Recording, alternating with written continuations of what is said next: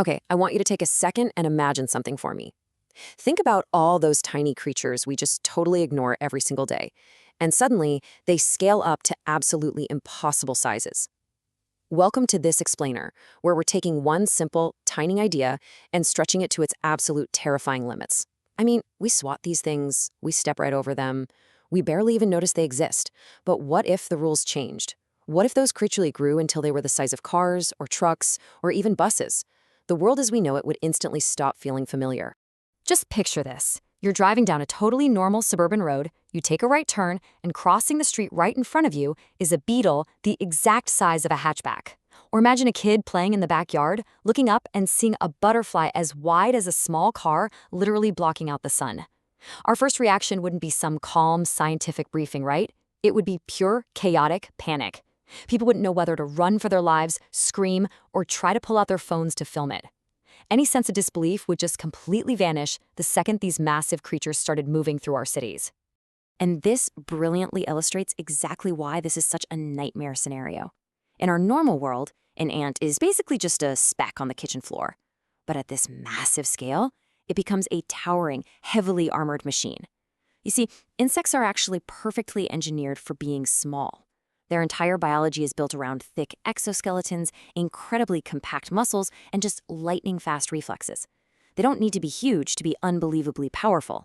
But when you take a creature that can already lift many times its own body weight and you scale it up so it has jaws the size of construction equipment, the entire balance of life on Earth just completely shatters.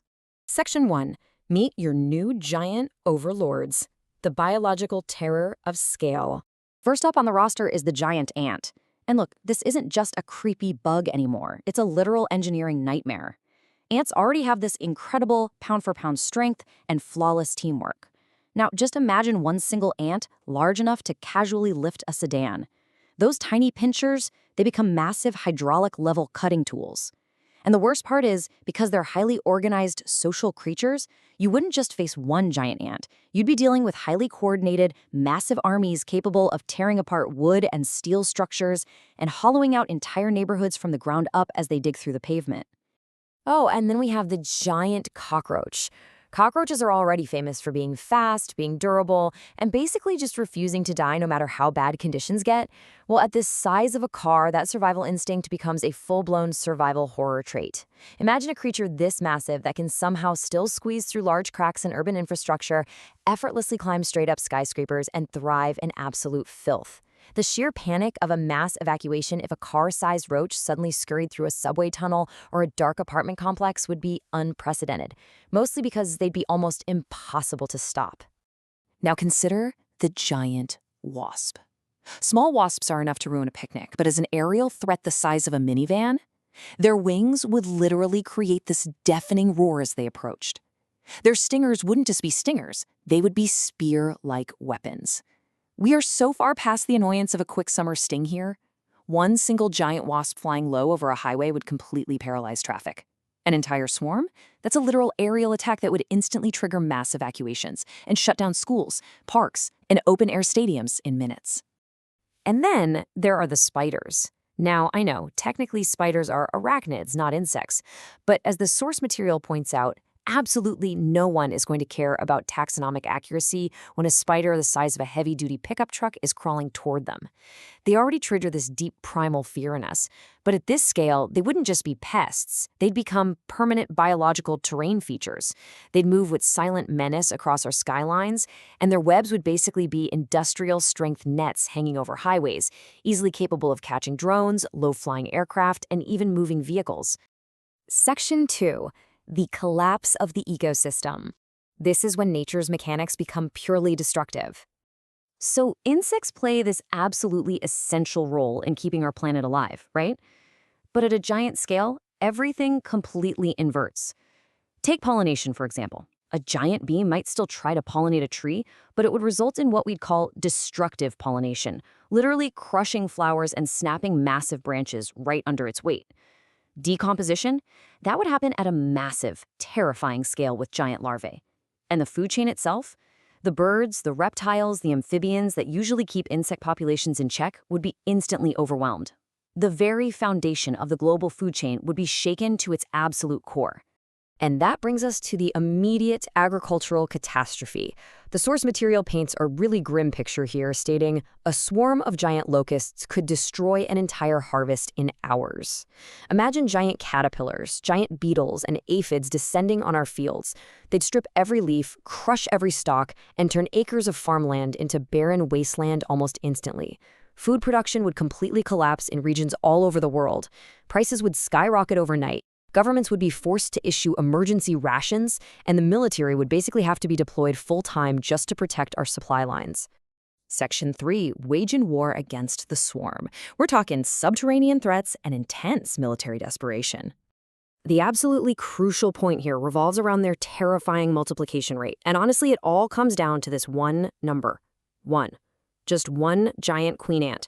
Sure, traditional bug spray is useless now and we'd need specialized weapons against armored, car-sized targets, but the real issue is how fast they reproduce. One single giant queen ant could mean thousands of massive offspring. If they can still lay eggs at this new scale, the problem multiplies way faster than humanity could ever hope to respond, turning what might be a local hive into a full-scale national emergency. And the absolute scariest part of this war? It would mostly be fought underground. First, these massive colonies would tunnel endlessly under our cities, our highways, our factories. Because of that, the ground itself becomes totally unstable, causing high-rises to tilt and roads to just sink into the earth.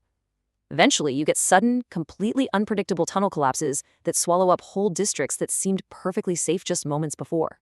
Humanity would be dragged into this blind, subterranean warfare against an unseen enemy. We are notoriously bad at seeing what happens below the surface. And fighting a war where you literally don't know where the next massive attack is coming from, that is pure nightmare fuel. Moving into Section 4, surviving the new normal. Adaptation, psychology, and a shifting map of human civilization. Okay, let's dive into this because the daily psychological toll of this new normal would just be immense. The outdoors would simply become unsafe.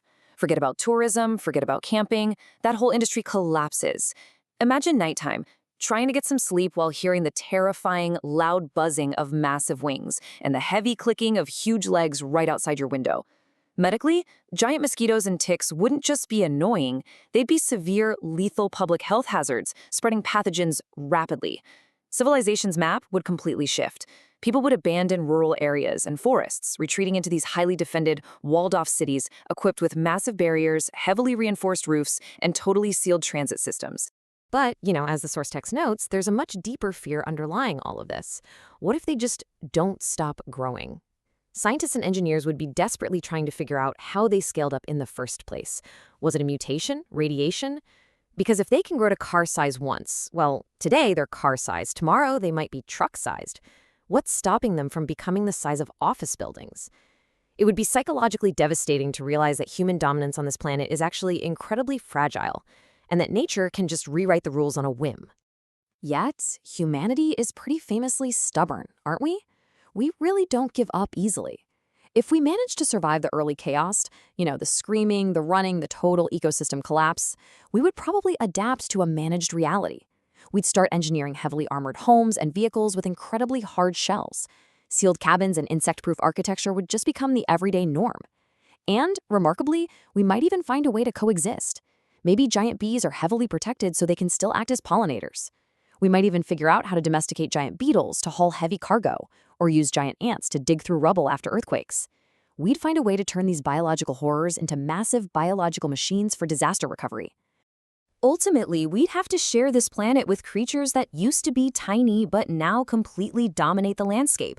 The very insects we ignored for thousands of years would become the rulers of our fears, proving once and for all that size isn't just a minor detail. It's the literal difference between a mild annoyance and a global apocalypse. So I want to leave you with one chilling thought straight from the source material to keep you thinking today. If you woke up and had to face this managed reality tomorrow, what insect scares you the most at car size? Thanks so much for joining me on this explainer, and I'll catch you next time.